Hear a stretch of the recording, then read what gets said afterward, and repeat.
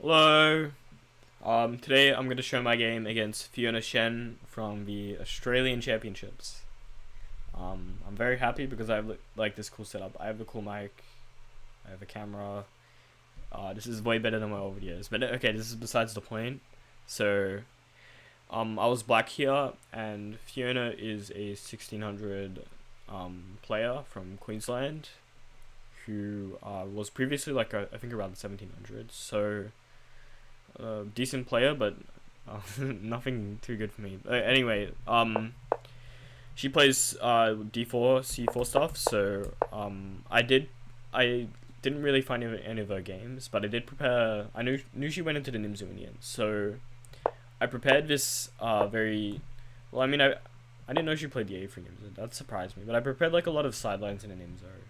Cause like, I mean, it's a pretty theoretical opening, but there's a lot of actually like there's millions of silence in a Nimzo, and they're all super cool. And one of them was this against the A3 Nimzo. I did look at something, and it was this 94 move. It's pretty sound, so I mean, it's not like White's gonna get a huge advantage, but the idea is you want to get like a Dutch-like position where you played bishop b4, bishop c3. So your next move is probably gonna be like f5. And you'll play b6, bishop e7, d6, knight d7, castles, rook f6, rook g6, and then just like try to mate white. I mean, that's like the perfect world. It's probably not gonna happen, but I mean, that's sort of the idea of the Dutch. So she plays queen c2, which is a natural enough move, but probably not the best. I mean, you could probably just like g3 or something is more natural. You don't. I guess you don't want to commit the queen yet, but yeah, just can't be that bad, right? So queen c2 f5 is the idea, and she plays knight f3. Probably not the greatest move, because you're blocking your f pawn, right? Probably white can play for f3, e4. So I would think more natural is like knight h3, with the idea of f3, because you can't play f3 right now because of queen h4. So, if you go knight h3, castles, then f3, queen h4 is met by g3, and then we don't have this tactic because rook isn't hanging. So that's the idea. Instead she plays knight f3, which is more natural development, but black is already slightly better here, and it's already much easier to play in my opinion. So, b6. Yep. Just a very flexible move. Bishop is definitely going to go on this diagonal because of all these pawns kind of kill our bishop here. So there's really no other choice. So this is the most flexible way to develop our pieces. Probably g4 is a better try here than what she played. Because, I mean, white's already kind of like strategically a bit worse here, in my opinion. They do have the bishop pair, but white is really struggling to find a good square for the bishop. On f4, which, I mean, she did play bishop f4. There are many ideas with g5, h5, and stuff. If you play e3, this bishop really has no good square. White has these weaknesses long term, so white should really play for some dynamic, idea. F5 does weaken our king and stuff, so a move like g4 does make sense. And white would be able to create some play that way, but she just went for natural development with bishop f4, and already it's pretty sad actually, because of what I said. G5, h5 can come, and it's pretty depressing. I played d6, just taking away the e5 square, so I thought g5 could be met by bishop e5, and this is just I felt a bit unnecessary, so starting with d6 is pretty logical. But it does allow g4, which is the one issue. But she didn't play it. She just plays e3, and now I get knight d7, bishop d3, bishop e7, and then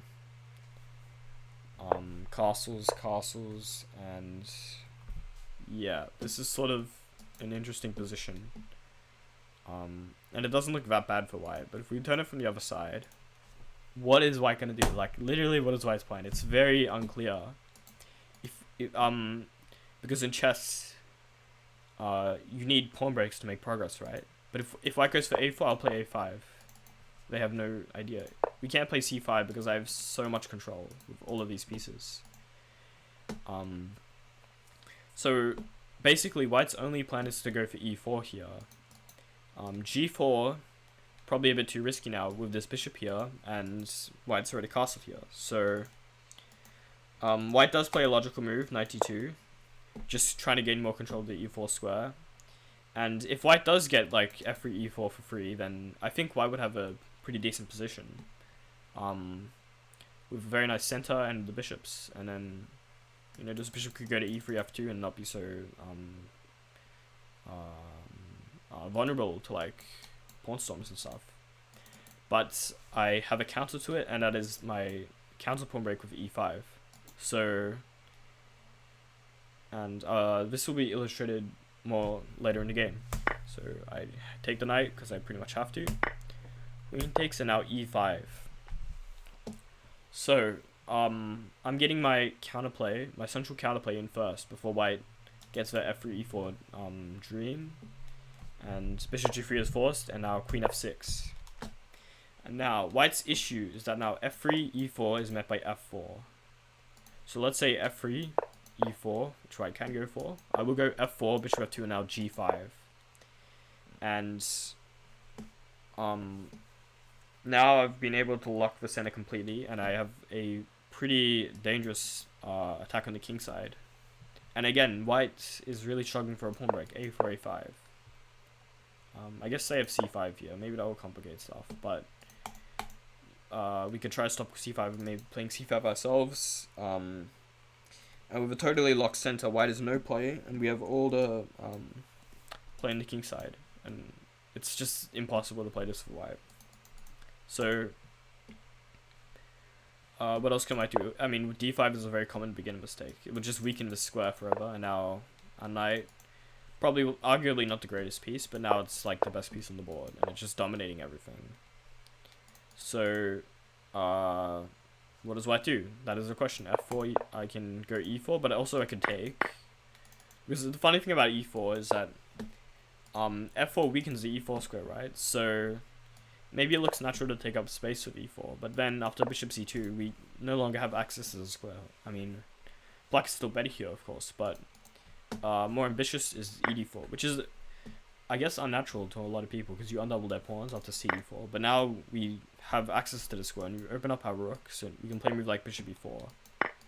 And a position like this would just be simply much better for black. With this bishop being out of the game, our knight has a wonderful outpost on e4 for the future, and the pawn is weak, and black is just much better here. So back to the game, I play queen f6, just supporting my center a bit. She plays f3, probably because I am threatening f4 to just win the bishop after takes. So f3 is very logical. Rook a8, and I have pretty much full development now. White is still needs to develop the rooks, and I have many options to open up the center. I have all the pawn breaks in the position, actually. I have e4, I have f4, I have takes, I have c5. In contrast, white has no pawn breaks. So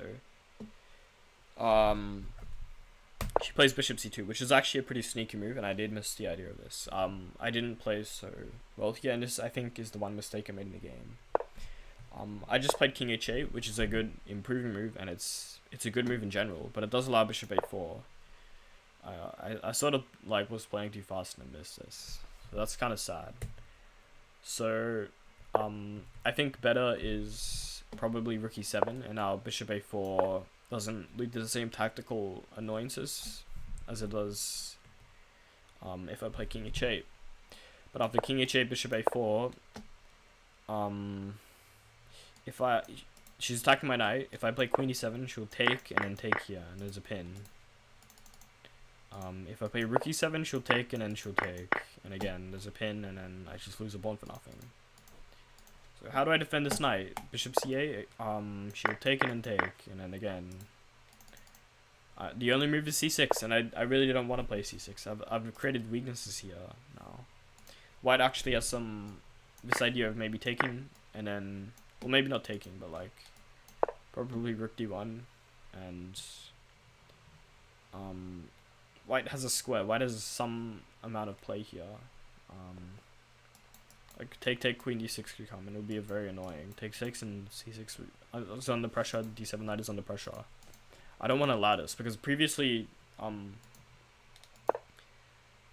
white pretty much had no counterplay because I can meet if pawn takes I can just take with the knight and then they don't have anything on the d file and now they just ruin the structure. I play against this pawn itself. So after bishop a4, c6 is the only move to not lose tactically. And now she makes a mistake. She plays d5. Rook a1 is just more natural, and again, they just have more play because takes, and then d6 is weak because of this move c6. But she plays d5, which is good in theory, maybe, because I can't take because this hangs. But it's not really contributing to their position so much, because they've just weakened the square. They will get access to this pawn, but it's actually much easier to defend. Much easier to defend than white's pawns on c4 and e6, as I can play rook c8, rook here, rook d8. It's not really so easy for like white to like triple up. Like they have to play queen c2, rook here, rook here, rook here, rook here, queen here. And by that time I'll just eat up all their pawns. So, and I'll just win one pawn. So yeah. D5 rook c8. Here I thought she should have just taken and then played rook a1. I think black is still better here, but there is some play, like maybe queen d5. There's some pressure here. It's not totally clear, right? But she plays rook a1 first, and now she allows knight c5, and I'm very happy now, actually. Again, critical was taking here, so the heavy pieces would have some activity. But she plays bishop c2, which is a huge mistake, actually. And what I do here is actually take. So I'm going to undouble their pawns, but in exchange, I've totally closed their heavy pieces now. So, I mean, and there's still a weakness to attack. There's still the c3 pawn. Like, the thing is about these doubled pawns, both of these pawns are weak, so after takes, the c4 pawn won't be weak anymore, but I still have a weakness, and I will eat it. Rook here, rook here. This pawn is just dead in the long run. I can also play, like, bishop a6, knight here, and then this is a very nice square for my pieces and stuff. So I play bishop a6, just improving my bishop, stopping c4. She plays e4, and now f4. Now I have play on the king side as well as the queen side, so black is just much better here. Bishop f2, now g5. It's essentially just strategically lost for black, for white.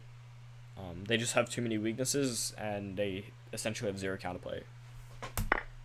She tries to exchange all the minor pieces, which is logical because mine were much better than hers, but the resulting position is truly depressing.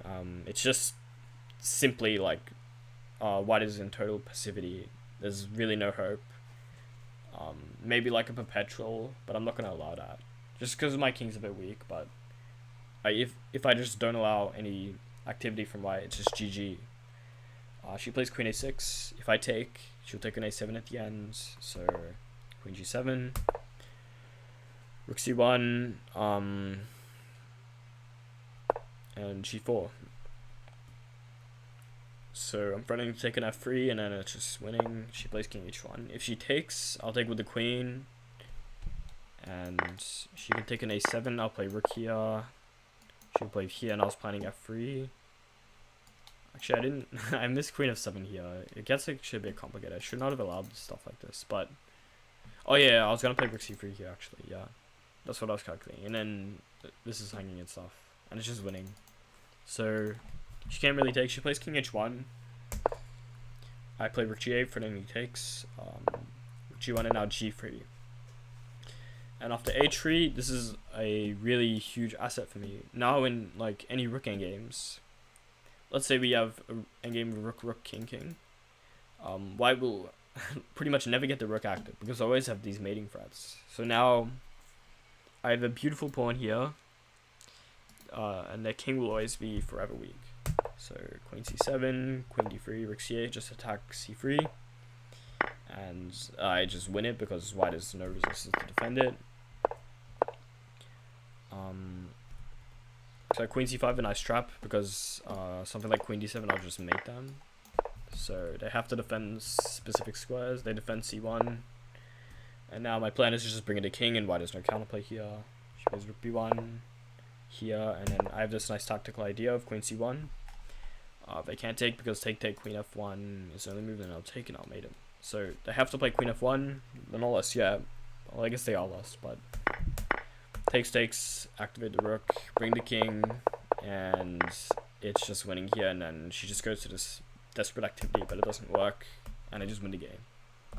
So that was just one game from the Australian Open. I thought it was a very nice positional game.